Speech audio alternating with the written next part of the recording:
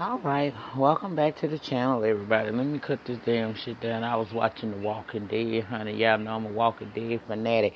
I just don't review the show, but yeah, tonight's Walking Dead was something else. Had me out up in my fields. But y'all didn't come here for The Walking Dead. Y'all came here for the Real Housewives of Atlanta Season 11, Episode 1, To Love and to Cherish. Now, we open up with Portia saying, see, I told y'all on the reunion that I was going to come back, start the new year off with my husband-to-be. And now she done hooked up this dude. His name is Dennis McKinley. He's a business owner, and from what I'm understanding, quite a successful one. And she said that one night, her and her friends decided to go out, and child, that was 5 months ago. They met at his club, and they've been together ever since. We see him taking her to a jeweler, child, and coincidentally the same jeweler that she went to with Cordell. But child, they settled on this 10-carat diamond ring that costs about a little over $500,000. So yeah, Portia done hit the jackpot, honey. She hoping that by him buying that ring, he gonna eventually propose to her. And I said, well, Portia, take your time now. Don't rush the man. Now, we see Nene tending to Greg, giving him his meds. We learned that he has stage 3 colon cancer. And you can tell that it's taking a toll on Nene, but she trying to be strong. But she told us in the privacy, in her car, in her closet, anywhere she can, she continuously breaks down. Well, they got some spiritual friends over, to see Greg, and they want to do a prayer circle for Greg. Now, he came in saying that, he recalled the night that he had to have Nene take him to the hospital, and them telling him that they need to do surgery right away or he was going to die. He said he was never so scared in all his life, and then he begins to break down. And everybody understands that Greg is going through this. We've been seeing it on the blogs, and we've also, if you following Nene Leakes over on her social media, she shared that, she's been going through it with Greg as he battles colon cancer. And on behalf of the people that review these shows and us, the fans, I do wish him a speedy recovery. Cancer is never something to play with, so I don't find any of that funny. I don't have no smart shit to say about it, and I won't the entire season, because this is life-threatening. This is bigger than the petty mess that we normally like to do on the Real Housewives of Atlanta. When he was able to gather himself, he did go on to tell Nene, she his rock. And he thanked her for being there for him. And we saw them begin to pray over him. And we just gonna lift up the hands of prayer for Greg Leakes, because this is not, most times on reality show, they give us what they want to give us, and it don't be real. This is a real thing this man is going through. So my hearts and my prayers and my best wishes are out to the Greg Leakes, and matter of fact, the entire Leakes family. This is why Nene don't need to be dealing with that crazy ass baby mama of her son Bryce coming around trying to scandalize her name. Woman got enough on her plate, girl. Go sit your ass down somewhere and do like everybody else that got a deadbeat ass baby daddy. Go find you a job, a real one, other than talking to the blogs. Anyway, let's go over to LA, where we meet up with Candy and her escape crew members. They talking about after 25 years, the group is finally getting, an Ascot Lifetime Achievement Award. And, from what we understand from that conversation, after they had that escape reunion concert, child, they got more fans now than they had back in the 90s. And I said, yes, God, they deserving of that. Okay. Now, over at Cynthia's, she rocking some beautiful braids this season, child, and she FaceTiming her boo, and we find out that Mike Hill, I think is his name, child. Anyway, they've been dating for about 3 months. Cynthia says she know what she don't want, so it's easy for her. And then when they did the what she don't want, we flashed back to old boy from last season, child. I hollered. I said, come on, Shade already. Cynthia's, what did she say? She said that she done let him in the Lake Bailey a few times. I said, come on, girl, ain't nothing wrong with, knocking the dust off, because I know you had been holding it for a minute. The thing about their relationship is he works in LA. He's some kind of sports something or another, but they're trying to have a long distance relationship. And he made it perfect clear on that FaceTime that he plans on having her in his life long term. I said, all right, Cynthia. Then Noelle came in as they were FaceTiming, and we know that Noelle did meet him. She came home early, I think, at Thanksgiving or Christmas, and, Cynthia had him up in the house, so they met. Child, Cynthia's so relaxed, she forgot Noelle was in the room as her and Mike took that convo in a little different direction. I said, I know that's right, girl. Ain't nothing like having you some happiness. I'll tell you that. That conversation can get so deep, you do forget your eggs even be in the room. Noelle said that it was the wine, but I said, no, girl, you young, you don't realize it ain't the wine. Ain't nothing greater than a good working, responsible, financially secure man with a good piece of dick, girl. Hallelujah. Oh, that was the word. I felt that in my spirit, bitch. I felt, ooh. Glory to God. Anyway, Eva is with her man Michael and Michael Jr. and the little girl Marley that she had with the crazy man. She engaged to be married in 3 months, child. They talk about her daughter Marley and how Mike Sr. Relationship with her is really good. He came into her life, I think when she was like 2 years old, and he has pretty much been on the father that she knows. I ain't gonna touch that, but I'm gonna leave that alone.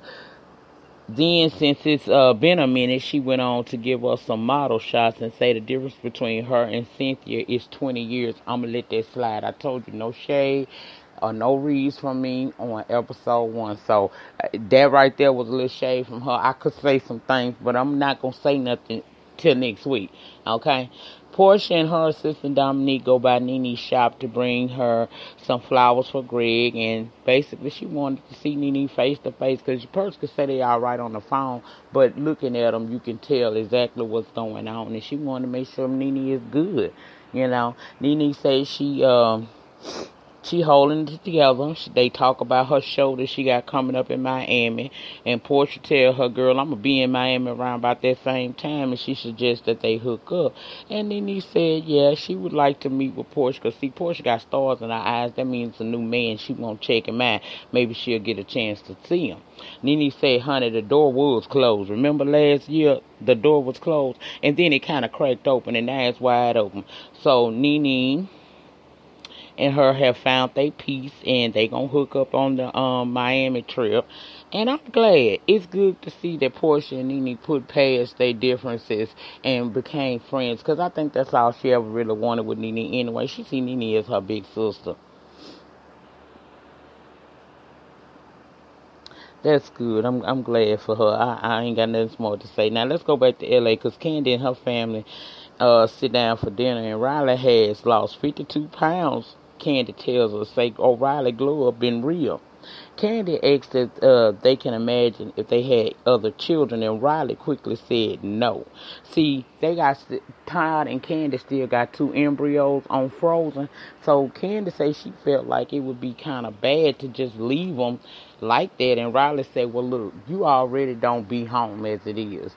It ain't no sense you bringing another person into this situation, and you work so much. And Candy says she is a workaholic, but she enjoys being a mom.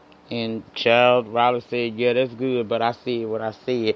And right when she was in her confessionals, the girl got a text message saying that she had missed one of Ace's meetings with his teacher she was supposed to be at. So I tend to think Riley might be a little bit on the right side. Candy's life is just too full for her to have another child. Candy got her irons in so many fires. What time do she have to actually be pregnant again? I think just being around Kenya and Portia probably piped that up in her, but girl, no, you don't need no kid. Now, we see Portia meeting up with Dominic and Lauren, and they discussing the Miami trip and wanting to meet up with Nene. And she said it'd be a good thing if all the girls could get together. So she called Cynthia, and Cynthia was down with it. Eva gonna come. She sent Marlo a text, and she called Candy, even though Candy and her are in a cool spot. They not bickering. They still not as close. But, she dropped her pride and fears. And so all the girls are going to meet up to surprise Nene over in Miami as she do her comedy skit. And I like that. I said that's good. Now, it's Portia's birthday, child, and her man is flying her to Miami in a private jet. So she got this flaming red hair, and when he comes to the door, he's loving on it. They in the car, he complimenting her, and she says she gonna be wearing all white all weekend because she feeling bridal. I said, he caught that Portia. That man know what you want him to do. Just be calm. It's clear she really into this dude, and she really want to get married to him. And I hope it work out for her. I do. I want it to work for mindless chatter. I want it too.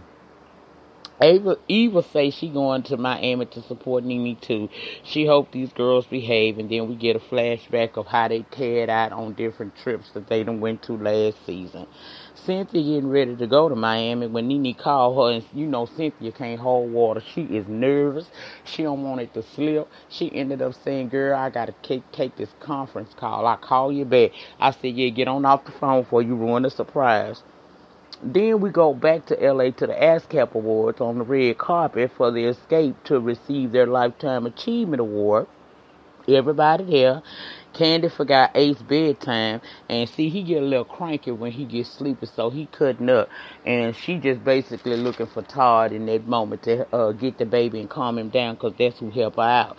We see Jermaine Dupri present the award to Escape. Candy tells us that she likes to work a lot, but she likes being a mom as well, and then she know herself and admitted it. My work schedule probably ain't gonna change, which means don't have no babies, okay? Now, Dennis and Portia in Miami.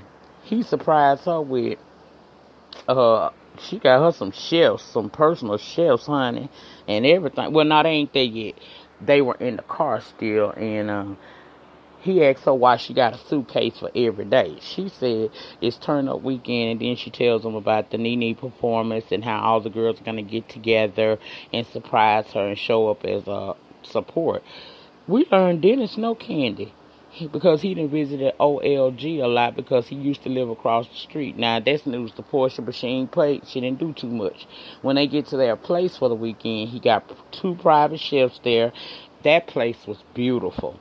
And she hoping a proposal is coming. She goes off in the bathroom to call, you know how we do girls. We go in the bathroom and call our home girl, our sister, and tell them what the accommodations are like. So she hears him tell her to come in. He got another surprise child, and she's super excited, hoping it's proposal time.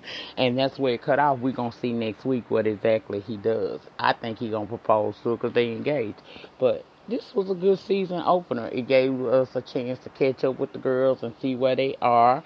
We met little Michael Jr., which is Eva's new baby. She was in labor with during the reunion of season 10. So far, I'm liking it. I guess we'll meet Shamari as the season goes on, but overall, it was a good episode. I don't have nothing to say. It got me excited to see what's to come as season 11 progresses.